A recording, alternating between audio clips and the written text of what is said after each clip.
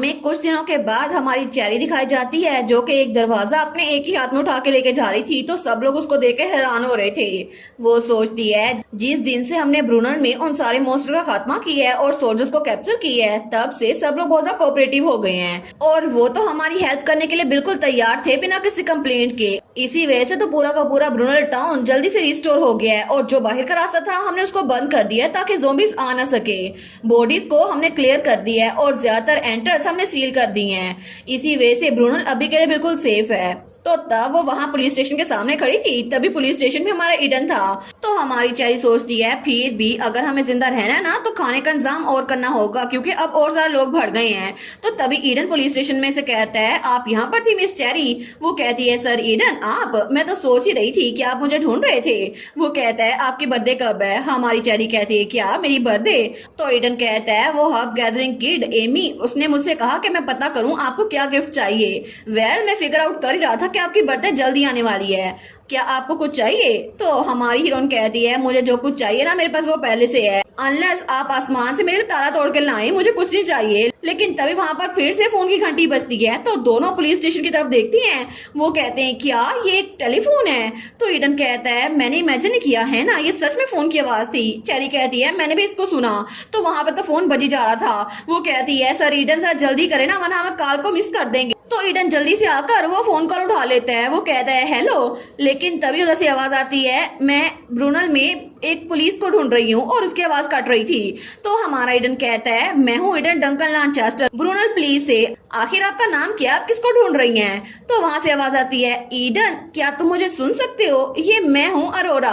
हमारा हीरो सोचता है अरोरा मेरी बहन, क्या ये सच में तुम ही हो?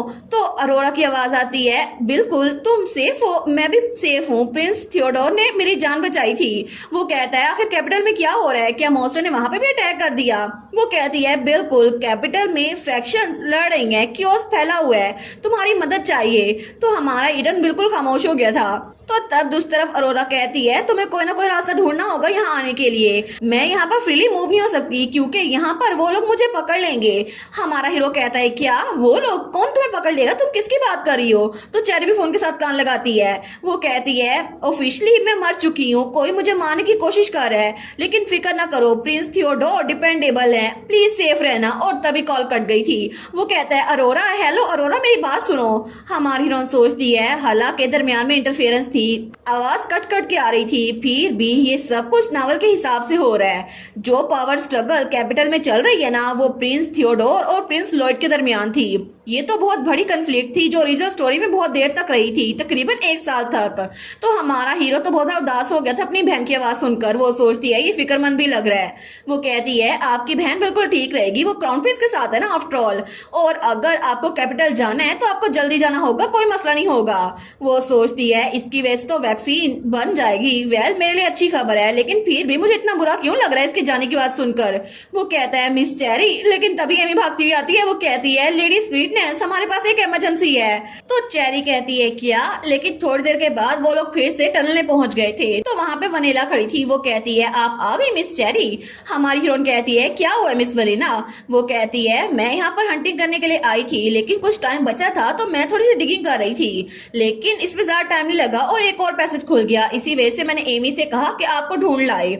हमारी हीरोइन उसको देखती है। वो कहती है सर ईडन क्या आप आज जा रहे हैं? तो ईडन कहता है नहीं मैं तो प्लान करा था कि अपनी चीजें पैक करूं। तो वनीला और एमी उन दोनों को देख रहे थे। तो एमी कहती है 1 मिनट, क्या ये पुलिस ऑफिसर कहीं पे जा रहा है, लेकिन कहां पर? तो ईडन कहता है कैपिटल में कुछ अर्जेंट काम आ गया है। वो कहती है फिर जब आपका काम खत्म हो जाएगा आप वापस आ जाएंगे है ना? वो कहता है क्या मसला है, क्या तुम सैड हो रही हो कि मैं जा रहा हूँ? वो कहती है नहीं नहीं आप तो जरूर लेडी स्वीटनेस के लिए वापस आएंगे ना? तो चेरी कहती है मेरे लिए, लेकिन क्यों? वो कहती है क्या आप दोनों एक टीम नहीं है? हमारी उन कहती है नहीं हम लोग टीम नहीं है। तो वनीला कहती है अहम, तो सर्च के बारे में क्या? तो पीछे से एमी सोचती है ये ठीक नहीं हो सकता, जहां तक मुझे लगता है ये लोग एक टीम है और ये लोग तो हर वक्त फ्लर्ट करते रहते हैं। लेकिन हमारी चेरी कहती है सर ईडन और मैं इसको चेकआउट कर लेंगे, इसको मैं सर्च कर लूंगी ठीक है, और अगर रास्ते में कुछ भी अजीब हुआ तो हम उसको ब्लॉक कर देंगे। वो कहती है ठीक है केयरफुल रहिएगा। तो थोड़ी देर बाद हमारी चेरी और वहाँ पे ईडन आगे जा रहे थे। तो चेरी के हाथ में इस बार लैंप था। वो कहती है आपको क्या लगता है कि ये रास्ता किस लिए बना होगा? तो वो कहता है इसको देखकर लगता है कि यहाँ पर जितनी कम मिट्टी है ना, ऐसा लगता है कि ये इतना पुराना नहीं है, इसको रिसेंटली बनाया गया है। हमारी हीरोइन सोचती है रिसेंटली बनाया गया पैसेज, आखिर ये किस लिए होगा। तो तभी ईडन कहता है मिस चेरी क्या आप बिल्कुल भी सैड नहीं है, थोड़ी सी भी नहीं कि मैं यहाँ से जा रहा हूँ। वो कहती है आई सपोज ये तो बिल्कुल ऐसी बात हो गई जैसे मेरा एक दांत दुख रहा हो, उसको मैं निकाल रही हूँ। वो सोचती है मुझे बुरा तो लग रहा है लेकिन मैं इसको ज्यादा देर अपने साथ नहीं रख सकती। तो ईडन कहता है इसका मतलब है कि आप खुश हो रही हैं कि मैं यहाँ से निकल रहा हूँ। वो कहती है नहीं ये बात नहीं है, लेकिन तभी वो कहती है एक सेकंड रुके सर ईडन, ये पैसेज ये तो आधे रास्ते में बट रहा है और वहां पर 2 नंबर लिखे हुए थे। वो कहती है ये तो बहुत ज्यादा डार्क लग रहा है, पता नहीं ये कहाँ तक जाएंगे। तो ईडन कहता है मिस चेरी क्या आपने ये देखा, ये नंबर्स लिखे हुए हैं 2 और 3, यहाँ पर तो दोनों साइड पे कुछ नंबर्स हैं। हमारे सोचती है नंबर सीक्रेट पैसेज पे, लेकिन तभी अचानक से चेरी को याद आता है कि हैप्पी हाउस का ब्लूप्रिंट उसके पीछे कुछ नंबर्स और लोकेशन लिखी हुई थी। तो वो सोचती है मुझे ये ना बताना कि वनीला को ये सब पता था। तो वनीला तो पीछे वही टनल में खड़ी हुई थी। वो सोचती है नहीं ऐसा नहीं हो सकता है ना। तो थोड़ी देर के बाद ही वो लोग वापस आ गए थे, लेकिन वनीला से जब पूछा था वो कहती है मुझे कुछ नहीं पता, मैं तो खुद इसको पहली बार देख रही हूँ। तो ईडन कहता है आपको सच में कुछ नहीं पता, थोड़ी सी भी डिटेल नहीं। तो चेरी कहती है बिल्कुल थोड़ी सी डिटेल मिल जाए तो अच्छा रहेगा, क्योंकि ब्लूप्रिंट के हिसाब से यहाँ पर कुछ चीजें लिखी हुई हैं 1 ब्रूनल 3 स्प्रिंग और आगे भी बहुत कुछ लिखा है। और ये नंबर्स तो पैसेज के साथ कनेक्टेड लगते हैं। क्या बैरन रस्किन आपके फादर ने आपको कुछ बताया था। वनीला कहती है नहीं कुछ भी नहीं। तो नोक्स कहता है क्या हम इसको इत्तेफाक कह सकते हैं। वो कहती है क्या मतलब इत्तेफाक। तो हमारा नोक्स कहता है वेस्टमोर अबंडन मीनार में अचानक से अजीब सी रात हुई, लोगों को कुछ पता नहीं चला। वहां पर तो लग रहा था इंसानों पे एक्सपेरिमेंट हो रही है, और वो एड्रेस वो तो 10 हैक स्ट्रीट का था ना। तो ईडन भी कहता है और वो मीनार जहां पर पहली बार कैपिटल में मॉन्स्टर आए उसका नंबर 61 नॉटिंगम स्ट्रीट था। तो तभी वनीला कहती है एक second 61 Nottingham street 10 hack street, ये सारी तो वो जगह है जहां पे मुझे अपनी विरासत में वो महल मिले हुए थे, वो मेंशन। हमारी हीरोइन कहती है क्या। तो तब वो कहती है ओहो मुझे तो ये खुद बड़ा सस्पिशियस लग रहा है, मुझे खुद नहीं पता इसका क्या मतलब है। मुझे बस इतना पता है कि मेरे फादर को किसी ने बहुत सारी प्रॉपर्टी स्कैम करके बेच दी थी। तो हमारी हीरोइन कहती है स्कैम करके, लेकिन मुझे और बताओ किसने बेची थी। वो कहती है मैंने तो खुद उनसे कभी नहीं पूछा, लेकिन तब मैं थोड़ी छोटी थी, उनको तो एक कॉन आर्टिस्ट मिला था जिसपे उन्होंने ट्रस्ट किया, उन्होंने उधार मांगे और उस कॉन आर्टिस्ट को पैसे दे दिए, लेकिन सारी की सारी प्रॉपर्टीज जो कि उन्होंने खरीदी थी वो सारे अबंडन हाउस निकले। हमारी उन्होंने कहती है कि आपको पता है वो कॉन आर्टिस्ट कैसा था। वनीला कहती है मैंने उसको एक बार दूर से देखा था, उसने एक रोब पहनी हुई थी लेकिन मैं उसका चेहरा नहीं देख पाई, वो तो मेरे फादर की एज का लग रहा था और उसके डार्क पिंक लॉन्ग हेयर थे। तो नोक्स कहता है डार्क पिंक, ये तो मिस चेरी का बालों का कलर है ना। तो ईडन कहता है हेयर वुड फॉर शायर, ये सच है कि मिस चेरी के बाल पिंक है, लेकिन तुम तो ऐसे बात कर रहे हो जैसे तुम्हें उन पे शक हो। वो कहता है नहीं नहीं मुझे खुद नहीं पता, मैं तो बस सस्पेक्ट कर नहीं सकता मिस चेरी पे, मैं तो बस क्लेरिफिकेशन के लिए कह रहा था। तो हमारी चेरी आहिस्ता आवाज में कहती है एक मिडिल एज आदमी जिसके लॉन्ग डार्क पिंक हेयर है। तो तब वो सोचती है मैं अपने फादर को जानती हूँ, इस तरह के इंसान नहीं है जो किसी को कौन करे, लेकिन आखिर मेरे दिमाग में सबसे पहले मेरे फादर ही क्यों आए।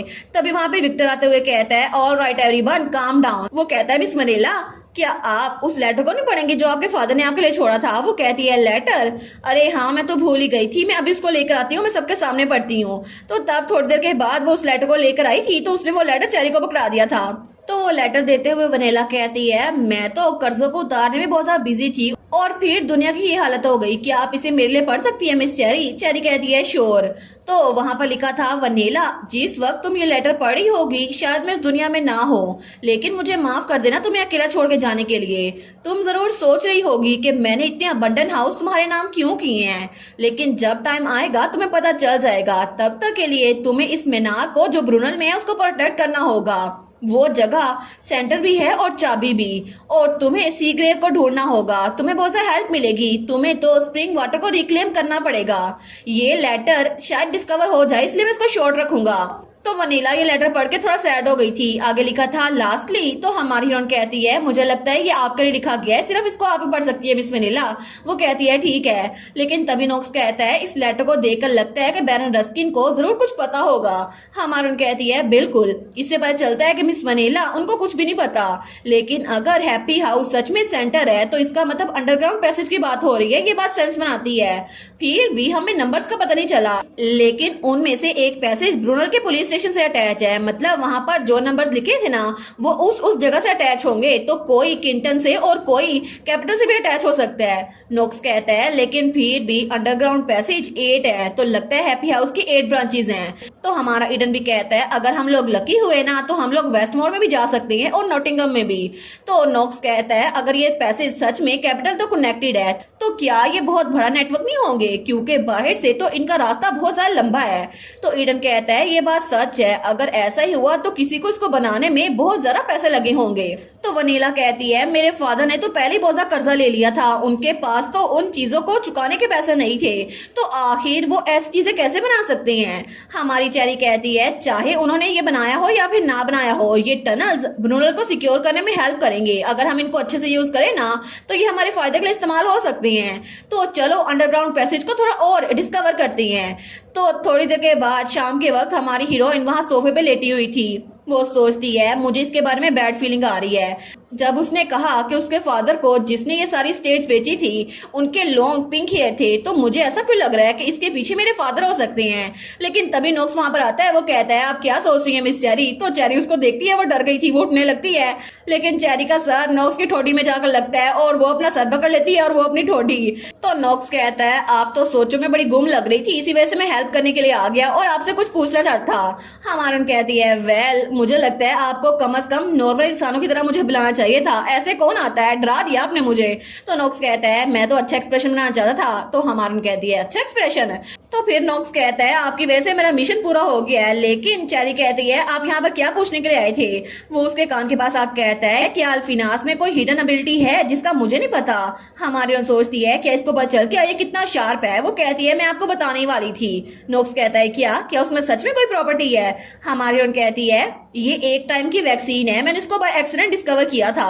वो कहता है अच्छा इसी वजह से आप इसका कितना ख्याल रख रही हैं। हमारी कहती है बिल्कुल, अगर ये काम कर गया ना फिर भी सिर्फ एक टाइम पे यूज हो सकता है। तो नोक्स कहता है आपको क्या लगता है हम इसको पुलिस स्टेशन के बेसमेंट में कल्टीवेट नहीं करें। तो हमारी कहती है बेसमेंट में। वो कहता है बिल्कुल, ब्रूनल तो बिल्कुल सिक्योर हो चुका है, लेकिन आपको पता है ना कि अल्फिनास की सेंट की वजह से मॉन्स्टर अट्रैक्ट होते हैं, अगर हम इसको अंडरग्राउंड उगाएं तो मॉन्स्टर नहीं आएंगे। हमारी कहती है सच्ची, फिर मुझे और सीड्स लाने चाहिए। लेकिन तभी वहां पर हमारा ईडन आ गया था। वो कहता है मिस चेरी। तो चेरी उसकी तरफ देखती है, वो वहां दीवार के साथ खड़ा हो गया था। वो कहता है आप दोनों इतना हंस के क्या बात कर रही हैं, और उसको तो जेलसी हो रही थी। वो सोचती है मुझे लगा ही था कि चीजें इसके लिए थोड़ी बॉदरसम हो जाएंगी, लेकिन अचानक से इतना जेलस क्यों हो रहा है। तो नोक्स कहता है मुझे लगा था कि तुम आज कैपिटल के लिए जाने वाले हो, तुम गए नहीं। तो हमारा हीरो कहता है नहीं, उसको तो उस पर बड़े गुस्सा चढ़ा था।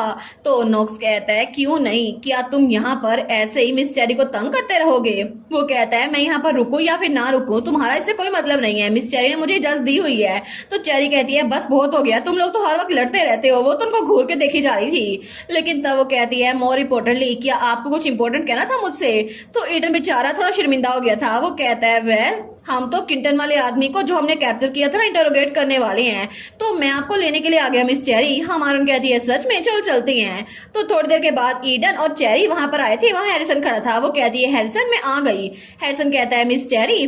तो वो आदमी जिसको उसने और जोसे ने मिलकर पकड़ा था वो कहता है प्लीज मुझ पे रहम करें मिस। लेकिन नॉक्स उसको देखकर स्माइल करता है और ईडन सीरियस था क्योंकि उनको पता था कि चेरी उसकी चटनी बना देगी। तो वो आदमी तो बड़ा डरा हुआ था। हमारी हीरोइन आते हुए कहती है वाओ तुम तो बड़े बोल्ड हो जो अपनी लाइफ की भीख मांग रहे हो। मैंने इस जगह को प्रोटेक्ट करने की इतनी कोशिश की और तुम इसको लूटने के लिए आ गए थे। तो वो कहती है सब कुछ बताओ जो तुम्हें पता है, अगर तुम्हें जिंदा रहना है तो हैरिसन उसको देखते हैं, लेकिन नॉक्स तो स्माइल करा था। हैरिसन कहता है अचानक से मेरी छोटी बहन जिसको मैंने इतने प्यार से बड़ा किया था वो ऐसे बातें कैसे करने लग गई। तो नॉक्स कहता है आपको तो खुद नहीं पता, लेकिन आपको रीजन ढूंढनी चाहिए। तो रीजन था हमारा हीरो ईडन। वो कहता है आपको गलतफहमी हुई है, मिस चेरी तो शुरू से ही ऐसी थी, मेरी कोई गलती नहीं है। तो चेरी उसे इन्वेस्टिगेट कर रही थी। तो तब उसे ईडन की आवाज आती है जो कहता है जब चीजें गलत होती है ना तो उनकी पहली सोच यही होती है क्या मैं इसको पीछे से मार के बेहोश ना कर दूं, मैं वैसे भी स्ट्रॉन्ग हूँ। तो हमारी हीरोइन गुस्से से उनकी तरफ देखती है। वो कहती है सब लोग खामोश हो जाओ। तो तीनों कहते हैं जी मिस चेरी, लेकिन बाहर जो पुतला खड़ा था वो भी डर गया था। तो थोड़ी देर बाद हमारी हीरोइन तो उसकी मार मार के चटनी बना दी थी। तो हैरिसन कहता है वेल अगर हम इसको सम अप करें ना तो किंटन में सर्वाइवर्स हैं जो कि सिनक्लेयर होटल में वहां पर ठहरे हुए हैं जो उनका मेन कैंप है। असल में वो मिस चेरी का फैमिली होटल है, लेकिन इसके अलावा वो लोग ब्रुनल में इसलिए आए थे ताकि यहाँ से खुराक चोरी कर सके, और वहां पर 40 लोग और बचे हुए हैं। उनका गोल ये था कि ब्रुनल को टेक ओवर करें और सारे के सारे यहाँ शिफ्ट हो जाएं जहां पर माउंटेन्स हैं ताकि ज़ोंबी से बच सके। उनका लीडर, उसका नाम एलियट रेडी है, जो कि किंटन ब्रांच का मैनेजर है। हमारी हीरोइन कहती है एलियट रेडी, ये नाम तो सुना सुना लग रहा है, लेकिन तभी उसे ख्याल आता है, वो कहती है एक मिनट, क्या ये वही ट्रैश बास्टर्ड तो नहीं है? तो सारे कहते हैं क्या? तो हैरिसन कहता है कि आप उसको जानती हैं? मैं तो उसको नहीं जानता, वो कौन सा मैनेजर है? हमारी कहती है मैनेजर नहीं, वो एक नोबल था। असल में मैं एक बार एक बैरन की पार्टी पे अपने फादर की रिक्वेस्ट में उसके साथ गई थी, लेकिन वो तो पूरा का पूरा साइको है। एक आदमी ने उससे बदतमीजी की तो उसने तो उसके पाँव में चाकू मार दिया। मैंने उसको छुप के देखा और मैं जल्दी से वहां से भाग आई। तो हैरिसन कहता है आखिर आपने मुझे बताया क्यों नहीं? आपने तब मुझे बताया क्यों नहीं था? मैं उसके बारे में कुछ ना कुछ तो करता, आप उसके साथ गई क्यों थी? तो हमारी हीरोइन कहती है ओ उस वक्त तुम इजाबेला के साथ शादी की तैयारियां कर रहे थे, इसी वजह से मैं तुम्हें बताया नहीं हैरिसन। तो तीनों उसकी तरफ देखते हैं, वो कहता है अच्छा। हमारी कहती है वेल अब फिक्र करने की कोई जरूरत नहीं है।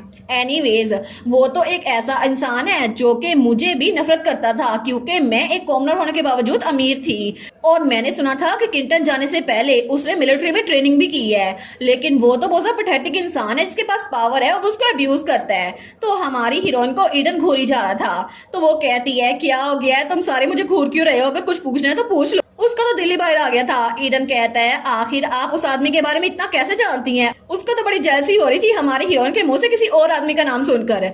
तो नॉक्स कहता है वेल अगर ये हैरिसन की शादी की बात है तो तकरीबन 5 साल हो चुके हैं। हैरिसन कहता है मुझे ये ना बताना कि आप उसके बावजूद भी उसके साथ कांटेक्ट में रही थी। हमारन कहती है हाँ मैं कांटेक्ट में रह ना जाऊं उसने पहले मुझे कांटेक्ट किया था कि वो मुझसे मिलना चाहता है, लेकिन वो तो बड़ा डिस्गस्टिंग फेस बना रही थी। तो वो लोग कहते हैं वो बास्टर्ड कितना क्रेजी है, उसकी हिम्मत कैसे हुई? तीनों के तीनों कहते हैं। लेकिन चेरी कहती है मुझे भी उस वक्त यही लगा था, लेकिन मैंने अपना लेसन सीख लिया था। मैंने तो उसको सिर्फ इसलिए अपने पार्टनर के तौर पर एक्सेप्ट किया था क्योंकि वो हैंडसम था, लेकिन अब आगे से मैं ऐसी गलती बिल्कुल नहीं करूंगी। अगर वो हैंडसम भी हुआ ना फिर भी उसको अपना पार्टनर ही बनाऊंगी अगर वो साइको हुआ तो नॉक्स कहता है मिस चेरी क्या आप मेरी तरफ देख के बात कर रही हैं? चेरी कहती है नहीं नहीं बिल्कुल भी नहीं। वेल उसके बाद मैंने उससे दोबारा कभी बात नहीं की, लेकिन अब वो किंटन में जो जगह है ना उसका लीडर बन चुका है। ऐसा लगता है कि वो यहाँ पर ब्रुनल पे कब्जा करने की कोशिश कर रहा है। और तब दूसरी तरफ हमें वही एलियट दिखाया जाता है जो कि वहां बैठा हुआ था। वो कहता है ब्रुनल की स्काउट टीम के साथ क्या हुआ? तो उसके सामने वाला कहता है हमने उनके साथ कॉन्टेक्ट खो दिया, हम क्या करें? वो उठते हुए कहता है आखिर कैप्टन कौन है? क्या उसकी फैमिली यहाँ पर रहती है? वो कहता है जी बिल्कुल, उसका बड़ा भाई है यहाँ पर फ्रैंक, लेकिन वो हेल्थ में वीक है तो हम उसको भेज नहीं सकते। तो एलियट आगे जाते हुए पर्दा खोलते हुए कहता है उसको भेजो, अगर हम उसके भाई को चारे के तौर पर इस्तेमाल करेंगे ना तो फिर वो भी यहाँ पर वापस आ जाएगा। वो कहता है जी मैं समझ गया, लेकिन एलियट सोचता है ये दुनिया पहले ही गिर चुकी है, इसका मतलब है कि हम शुरू से सब कुछ स्टार्ट कर सकते हैं, हम लोगों को अपना गुलाम बना सकते हैं, हम यूजफुल प्यादे खेल सकते हैं, और मैं इस पूरे के पूरे किंगडम पे राज करूंगा। अब रॉयल फैमिली की कोई जरूरत नहीं है। अब सच में ये पावरलेस नोबल्स कुछ नहीं कर सकते। मैं सारी की सारी पावर को सीज करूंगा, सारी एबिलिटीज मेरे पास होंगी और दुनिया उसको जीतना मेरे लिए बिल्कुल नामुमकिन नहीं है। तो तभी किंटन में सिंक्लेयर होटल, वहां पर 2 लोग गुजर रहे थे, एक बूढ़ा आदमी और एक लड़का। वो कहता है क्या आपने खबर सुनी? दूसरा कहता है किस बारे में? तो वो बूढ़ा आदमी कहता है यही कि स्काउट की टीम जहां पर वहां टीम लीडर गया था ना उसका छोटा भाई बहुत ज्यादा बीमार था, लेकिन कल उसको भी बाहर भेज दिया स्काउट करने के लिए। वो कहता है ये कितनी शर्म की बात है, वो बहुत ज्यादा यंग था लेकिन वो बहुत ज्यादा बीमार रहता है। तो पीछे वाला आदमी सोचता है एलियट तो एक छोटी सी गलती भी बर्दाश्त नहीं करता, उसने तो मेरी उंगलियां काट दी जब मैंने कुछ गलती की थी, इसी वजह से हम उसकी बात टाल नहीं सकते, लेकिन हमें बाहर की दुनिया से खतरा है, इसी वजह से यहीं पर रुकना पड़ेगा। वो कहता है चलो काम पे वापस चलते हैं, लेकिन तभी उनके पास एक दरवाजा हल्का सा खुलता है। तो तब वो दिल में सोचता है बस हमारी उम्मीद यही है कि यहाँ पर हमें बचाने के लिए कोई इस होटल में आ जाए। तो तभी वहां पर हमारी चेरी वो एक जगह का दरवाजा खोल के निकलती है। इसका मतलब है कि उन्होंने एक और पैसे ढूंढ लिया था जो कि सीधा किंटन में सिंक्लेयर होटल तक आता था, और हमारी चेरी और ईडन उन लोगों को बचाने के लिए वहां पर आ गए थे। और इसी के साथ ये वाला पार्ट यहीं पर ख़त्म। तो आप लोग बताइएगा आप लोग को ये पार्ट कैसा लगा, और वीडियो को लाइक और चैनल को सब्सक्राइब लाजमी कीजिएगा। बाकी वीडियोस का लिंक भी स्क्रीन पर नज़र आ रहा होगा, तो काइंडली उनको भी चेकआउट कर ले। और thank you so much for watching my videos. Stay safe, bye bye.